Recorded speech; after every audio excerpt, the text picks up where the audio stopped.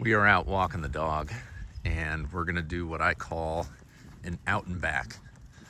So you start at the front of the farm, you walk to the back of the farm, you can see most of the things visually, which is super fun. And right now, we're gonna spend more time outside this afternoon when it warms up, because I woke up and it was like 26 degrees. But our high today is, I don't know, 48. We'll see, 45. I think it's less. It's in the low 40s Fahrenheit. And so we're gonna spend more time outside in the afternoon when the sun's up, and more in the west, southwest area. But for now, the dog has to have his morning constitutional, and so we go for a walk. I'll talk about the squares at the end. Right now we're gonna stay on target. So with this video, I'm accomplishing several things. I want to time what an out and back takes to get a view on stuff, you know, with time to stand and look at the birds and shoot short form video. And which we'll do together today. And then walk back. I get my heart rate up for 10-15 minutes. Dog gets his heart rate up for 10-15 minutes. And thought I'd have you join me, because it's a nice, I mean, you'll capture a bunch of the bird song and stuff. It's springtime, and wanted to bring you on a walk. So I get the time frame, I get the walk, I get a video, and that video creates both long form, short form, and podcast audio only content.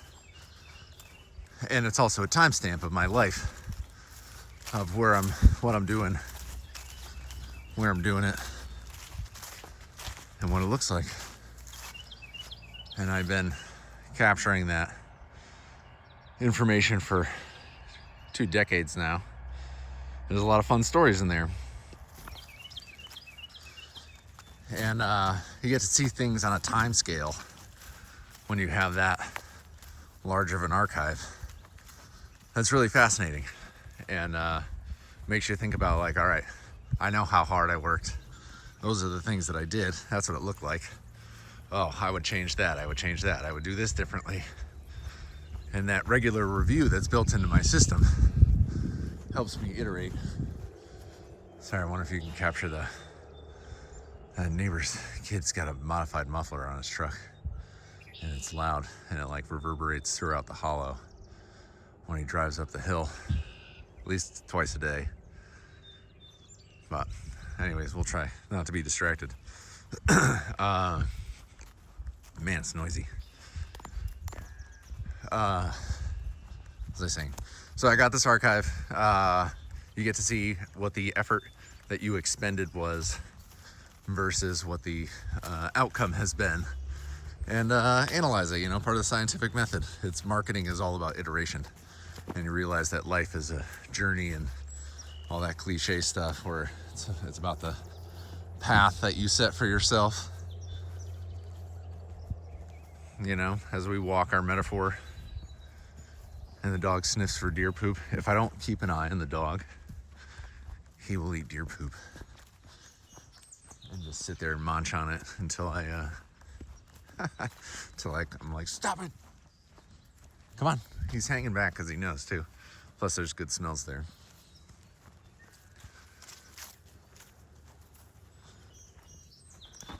So then you look at that long-term time scale and you figure out, you know, like, all right, if that's what I did, those are the advantages I had, that's what the market was like. Like, the more I learn about how all this stuff works, the more I apply it post-mortem to my decisions that have led me to where I am today, both good and bad. And you iterate and you decide, all right, where do I want to spend my time? So I spend a lot of time with my family and making videos and sharing videos and texting people that I can't see face to face on a regular basis, for one reason or another. But even if it's a little one-sided, I occasionally get the positive, like, hey man, that was cool, thanks. Which is nice, you know? And then I think about those people and I'm like, what can I do to have an effect to hit as many of those people from around the country? And yeah, through the APA organization, to all my chicken friends and farmers, all the people I know in the beer world, the people from TV and production world. Like, I've lived several lives now. It's a lot of people that I know. So I was like, all right, so if I'm gonna do something good, I need to focus on an area. And that area for me became pasture-based livestock with a focus in poultry. Like, I have a design and technical theater degree with a concentration in scenic and lighting design. My master's of fine arts. Not master's, I have a bachelor's of fine arts. I never got master's. I'm not that smart. But I did get a bachelor's degree in theater and production. And it's because I love light. And my professor, Jim Franklin, and Michael Franklin White, Jack Nardi, like those guys were, and Tim Satternow, were all pivotal in my life journey, because they were like, if you want to learn about how to light something, spend time in nature and it will tell you how to light it.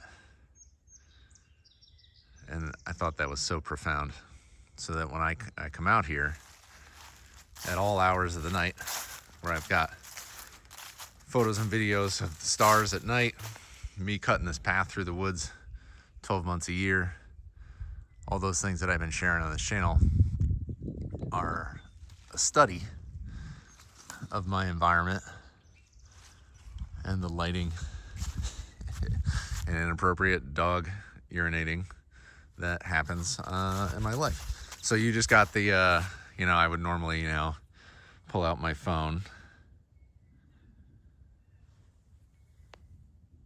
See, hello. Bump. And this is when I'll take 12 seconds. So now I've walked out here. This is the initiative that I'm working on in my head. So I start with my head really busy, and then by the time I spend 7 minutes, now it's 8 minutes since I started the video, and the dog is out here and he's sniffing around and finding stuff, and you'll find him digging into things or just like scoping out the area. There's coyote trails and deer trails, and you got to keep an eye on him so he just doesn't start eating poop. He loves eating poop. But I come out here and now my head is clear. My heart rate is up. I feel great. And I sit and think for a second. And sometimes you sit and think, and sometimes you just sit. And when I just sit, I say, wow, this is beautiful, because I'm noticing the lighting.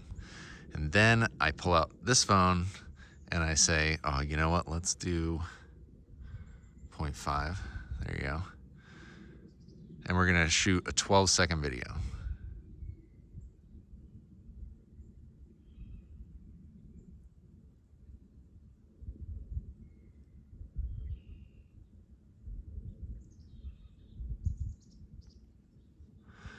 A 12-second video.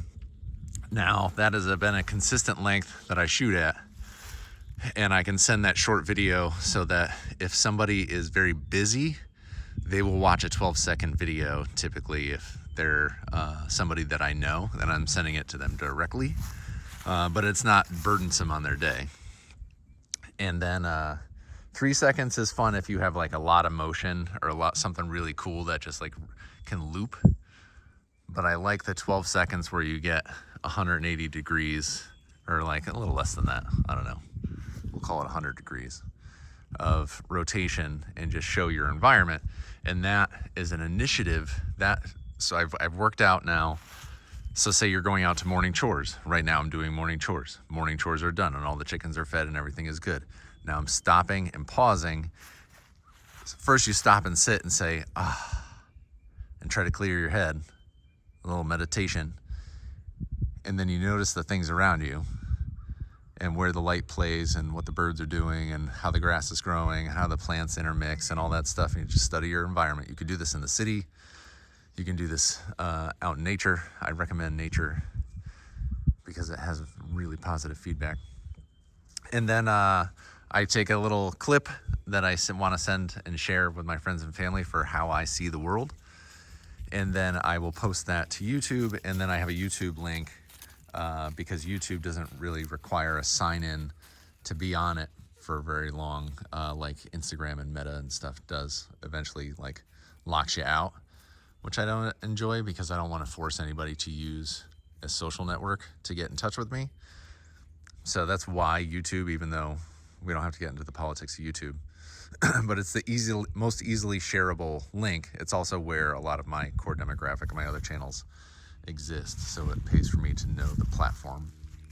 So then I take that short form video that I've now captured and I will publish it to that YouTube channel with a little description and then distribute it. And sometimes I text a whole bunch of people. Sometimes I text 2 people. Also depends on my personal bandwidth.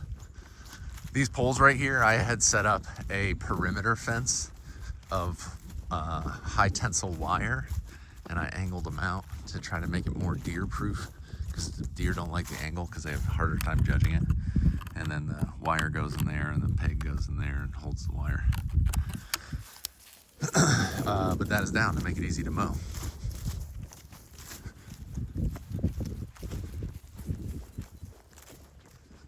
So maybe this video is a couple minutes longer because I was thinking through some thoughts.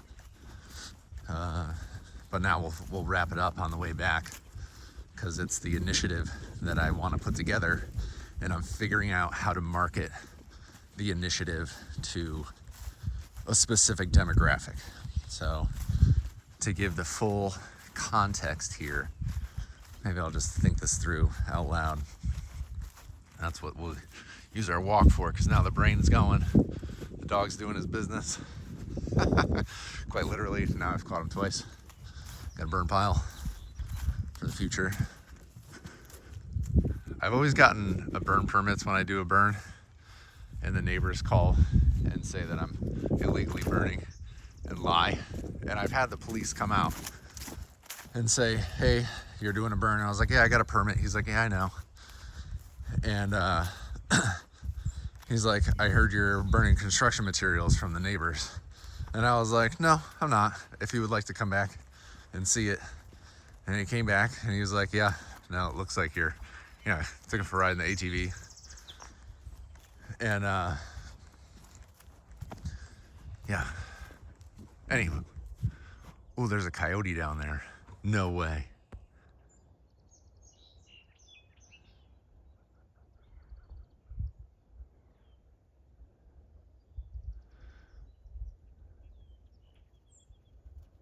All right. Coyote out during the day. No thanks. That's right down in the day. It is 9 o'clock in the morning, and that's the workshop area and the brewery. Coyote right there. Anywho, more positive thinking. So the brain's going. I take the short form video, and now I have something to share. And you have to market your marketing because you can't really rely on the social networks to get the piece of content to the person that you want to receive it, even if you and that person have entered into a contract where you want their content and they want to, it's mutually beneficial, you and the customer. And the only way to maintain that is really SMS and email as people's general 2 consistent forms of communication, where that's as private as you get. And so I was texting those videos to people as video files, but then it was filling up people's phones. So the YouTube solves that. Plus, you do get some natural traction, especially if you're specifically tailored to a specific demographic. And now that you got that 12-second video, you have a way, use it as a distribution point where you don't think about YouTube or Instagram or Facebook as just the attention that you get on that channel, but it is a micro publication that you can distribute through your private channels. And as you balance your comfort level with using those channels, the feedback from your audience on what they respond to. But this is why like having a website and then an email marketing list are two of the more important things to start with. And then you build it out from there as you go up the levels of the funnel. So this 12-second initiative that I've got in my head, because we're almost done here, is that we've got this egg initiative that finishes up June 5th. Man, the neighbors, it's in my head. Because like they're making a ton of noise early on a Sunday morning, moving machinery around. Their earthworks company next door. 12-second initiative.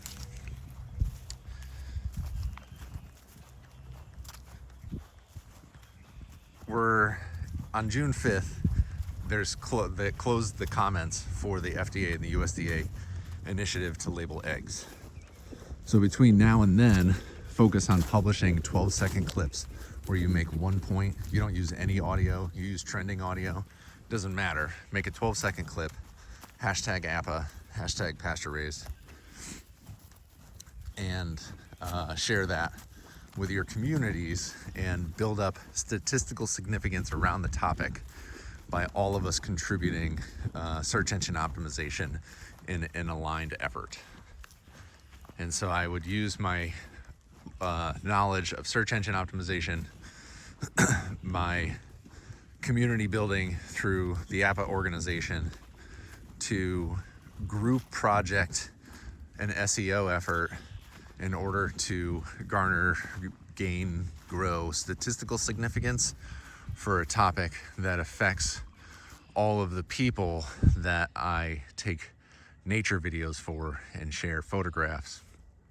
And there's my chicken tractor, and there's the squares from where it ran last year.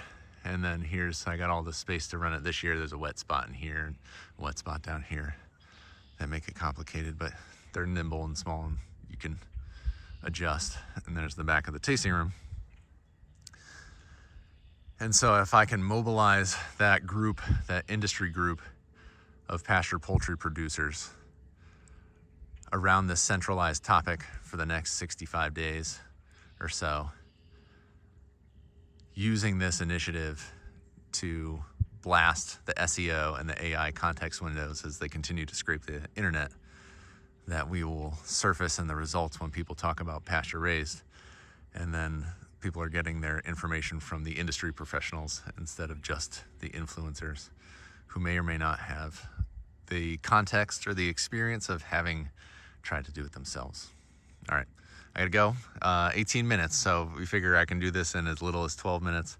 Casual, 15 minutes. Very casual, 18 minutes. Talk to you soon.